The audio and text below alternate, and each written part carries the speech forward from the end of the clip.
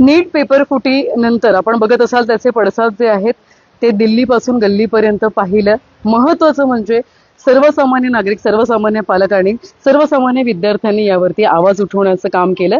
आणि दिल्लीमध्ये सध्याच्या घडीला मोठं आंदोलन सुरू आहे. याला बदलापूर शहरात मध्ये अंबरनाथ शहराचे जी वकील संघटना आहे ती सुद्धा एकत्रित आलेली आहे. आणि सध्या आपण अंबरनाथ कोर्टात आहोत आणि कोर्टातले चित्र सध्या आपण आहोत. आणि हे चित्र आपण बघतोय वकिलांच्या माध्यमातून. एकंदरीत जे आहे ते एकत्र आले.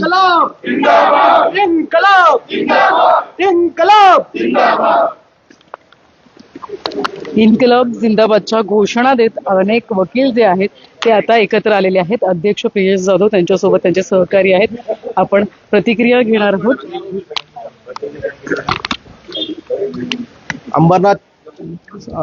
अंबरनाथ चिखलोली वकील संघटनेच्या माध्यमातून मी सर्व नागरिकांना सांगू इच्छितो की जे 20 तारखेला जंतर मंतरवर जे आंदोलन झालं विद्यार्थ्यांचं, आणि त्या आंदोलनामध्ये विद्यार्थ्यांना जो लाठीचार्ज झाला त्याबद्दल, त्यांना जो लाठीचार्ज झाला त्यांना अमानुषपणे जी सरकारने मारहाण केली त्याबद्दल आम्ही वकील संघटना निषेध करतो आहोत. आणि हे जे नीट पेपर फुटीचं प्रकरण झालेलं आहे त्यामध्ये सर्व विद्यार्थी सर्व भारतातून आलेले होते आणि त्यांनी प्रोटेस्ट करत होते, ते शांततेने प्रोटेस्ट करत होते. परंतु ही सरकार आता दडपशाहीच्या मार्गाला लागलेली असं दिसतंय. कुठेतरी संविधानाला छेद देण्याचा ते मार्ग अवलंबत आहे. त्यामुळे लोकशाही जिवंत ठेवण्यासाठी हा कॉक्रोच जनता पार्टी असो किंवा सोनम वांगचूक सारखे सर असू देत, दीपक अभिजित दिपके देखील त्यांनी समर्थन दर्शवलेले आहे. आणि आम्ही देखील अंबरनाथ वकील संघटने देखील या संघटनेला म्हणजे पाठिंबा देत आहोत की असं अमानुषपणे विद्यार्थ्यांना जी मारहाण झाली त्याबद्दल आम्ही तीव्र निषेध करत आहोत. अर्थात हे आंदोलन सर्वसामान्य नागरिक विद्यार्थ्यांनी हातात घेतलं. कुठेतरी लोकशाही पद्धतीनं सुरू असलेलं हे आंदोलन आपण बघितलं. लाठीचार्ज असू द्यात, महिलांना मारहाण करण्यात आलेली, एवढंच नाही तर अनेक वकील बांधव गेले होते समर्थनार्थ, त्यांच्यावर सुद्धा लाठी उगारण्यात आलेली आहे. कुठेतरी लोकशाहीचा खून म्हणता येईल का?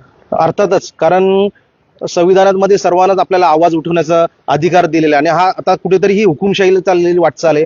त्यामुळे ह्या विद्यार्थ्यांनी जो आंदोलन केले हे त्यांच्या स्वतःच्या त्याच्या एक्झाम ज्या पेपर्स आहेत त्यांनी प्रिपरेशन केलेलं आणि ते पेपर फुटी झाल्यामुळे हे सर्व पडसाद उमटतात. आहे जवळजवळ 20 ते 21 विद्यार्थ्यांनी आपले जीव दिलेले आहेत आणि सरकारला कुठेतरी त्याची जाणीव झाली पाहिजे या उद्देशाने हे आंदोलन चालू आहे. आम्ही कुठल्या पक्षाचं समर्थन करत नाहीये, परंतु जे झालं त्या विद्यार्थ्यांना अमानुषपणे मारहाण झाली त्याबद्दल आम्ही निषेध करतोय. अर्थात काय सांगाल, सध्या जे चित्र पाहताय आंदोलन अद्यापही सुरू आहे. लाठीचार्ज खरं बघायला गेलं तर हुकुमशाही विरुद्ध लोकशाही चाललेली आहे आणि जे लोकशाहीचं आहे आम्ही त्यांच्या सोबत आहे. आपण जर बघितलं तर विद्यार्थी किंवा 14 वर्षाच्या आणि 15 वर्षाच्या ज्या महिला आहे त्यांना देखील कपडे काढून पोलिसांनी जे अमानुष मारहाण केली, आम्ही त्यांच्या सोबत आहोत आणि आम्ही सरकारचा या ठिकाणी जाहीर निषेध करतो की ते लोकशाही पद्धतीने आंदोलन करत आहे. परंतु जर हुकुमशाही करत असेल सरकार तर आम्ही लोकशाही पद्धतीने आम्ही आंदोलन करण्याचा प्रत्येकाला अधिकार आहे तसं बघायला गेलो तर. परंतु जी दडपशाही चालू आहे की आमच्या विरुद्ध तुम्ही आंदोलनच करायचं नाही, तर आम्ही लाठीचार्ज करू, तुम्हाला मारून टाकू. आज 22 विद्यार्थी नेटच्या परीक्षेमध्ये जे फुटीर झालेलं आहे त्याच्यामध्ये त्यांनी स्वतःनी आत्महत्या केलेली आहे. तर सरकारने या विद्यार्थ्यांचे दुःख समजून घेतले पाहिजे आणि त्यांना लोकशाही पद्धतीने जे आंदोलन करतायत तिथं दडपशाही जर केली यापुढे तर आम्ही वकील संघटना आम्हीही जाणार आहोत आणि आम्ही योग्य ते आंदोलन त्या ठिकाणी सरकारच्या विरुद्ध करू. अर्थात महिलांना सुद्धा अमानुष मारहाण, महिला विद्यार्थ्यांना अमानुष मारहाण करण्यात आली. कसं बघताय या सगळ्यांचं? फार अमानुष मारहाण केलेली आहे त्यांनी विद्यार्थ्यांना. त्यामध्ये 16 वर्षापासून 30 वर्षापर्यंत विद्यार्थी होते आणि विद्यार्थी नाही त्यांचे पालकही होते. त्यामुळे त्यांना न सांगता दांडक्याला खिळे ठोकून त्यांनी विद्यार्थ्यांना मारलेले. मुलींनाही बघितलेले नाही, महिला होत्या तिथे, छोटे छोटे मुलं, 2-2.5 वर्षाचे 1.5 वर्षाचे मुलं सुद्धा आले होते, त्यांना सुद्धा त्यांनी बघितलं नाही. इतक्या अमानुष मारहाण केलेली आहे आणि त्यांना अक्षरशः पळून पळून मारलंय पोलिसांनी. काही विद्यार्थी आंदोलन करत असताना लाठीचार्ज होत होता तेव्हा पोलिसांनी स्वतःमध्ये पाय अडकवून विद्यार्थ्यांना खाली पाडले आणि त्यांना घेराव घालून त्यांना खूप मारलेले. त्यामुळे खूप अमानुष छळ झालेला आहे तिथे विद्यार्थ्यांचा. आणि तिथे एकाच म्हणजे MBBS चे विद्यार्थी नव्हते किंवा नीटचे विद्यार्थी नव्हते, ते दुसरेही वकील होते, त्याच्यानंतर दुसऱ्या क्षेत्रातले इंजिनिअरिंग पण होते, डॉक्टर्स पण होते आणि सपोर्ट करणारे पण होते. त्यांनी कुठल्याही विद्यार्थ्यांकडे असं व्यवस्थित म्हणजे बघितलं नाही आणि त्यांना मारहाण केली. त्याचा आम्ही जाहीर निषेध करतो. अर्थात नीट पेपर असू द्यात किंवा TET म्हणजे वारंवार या घटना घडतायत.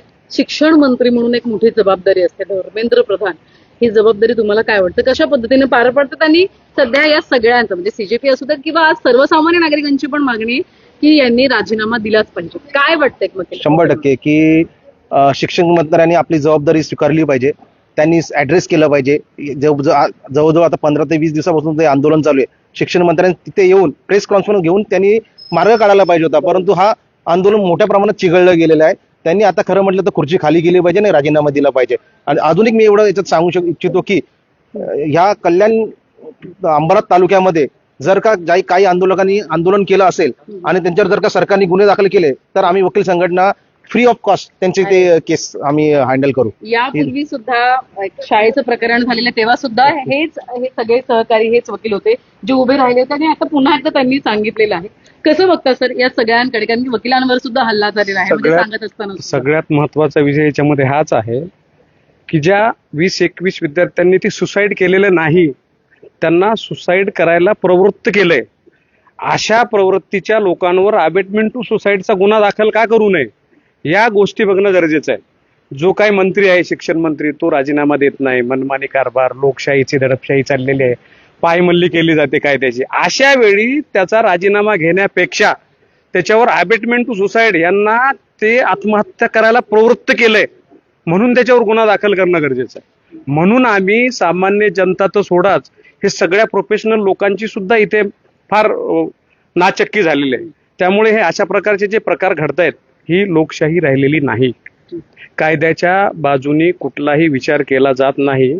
टोटली ओपन हुकुमशाही चाललेली आहे. हे असं व्हायला नाही पाहिजे. अर्थात आणि लोकशाहीची ही गळचेपी आपण बघितलं आणि एकंदरीत ही गळचेपी बघत असताना सर्वसामान्य नागरिकांना यामध्ये टार्गेट केलं गेलं, पालकांना टार्गेट केलं गेलं.